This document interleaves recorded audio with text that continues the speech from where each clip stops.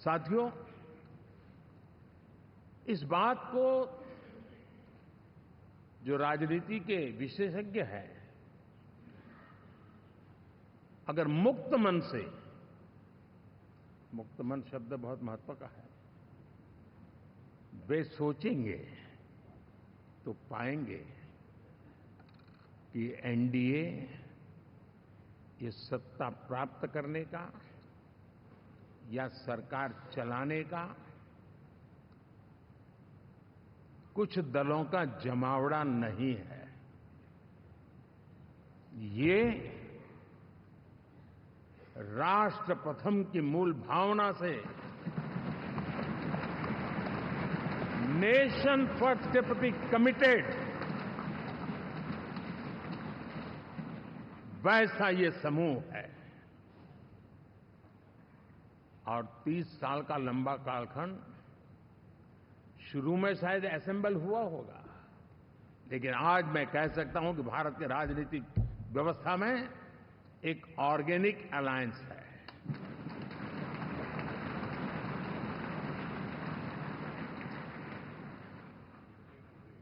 और ये मूल्य श्रद्धेय अटल बिहारी वाजपेयी, श्री प्रकाश सिंह जी बादल,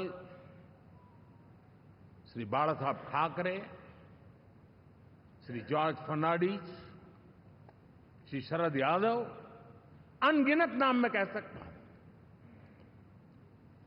इन लोगों ने जिस बीज को बोया था, वो आज भारत की जनता ने विश्वास का सिंचन कर करके उस बीज को वटवृक्ष बना दिया है।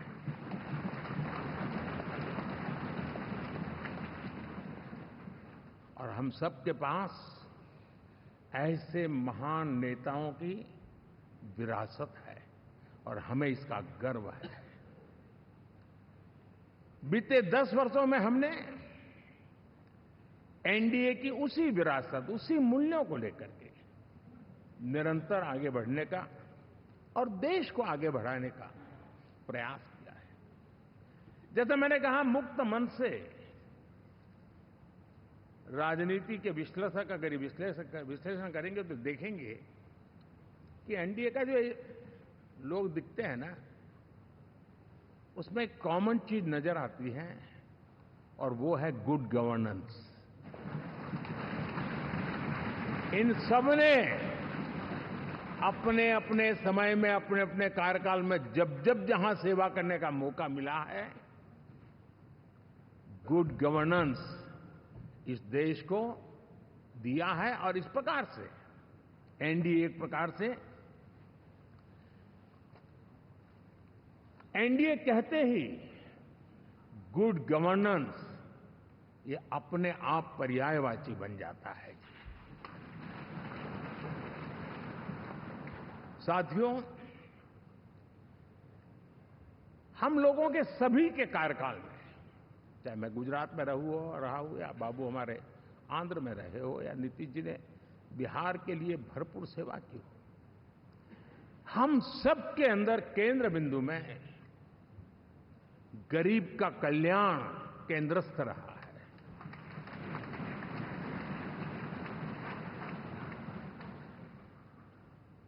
और देश ने एनडीए के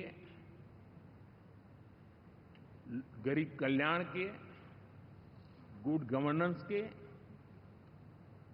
10 साल को देखा है। इतना नहीं, मैं कह सकता हूं देश ने इसे जिया है।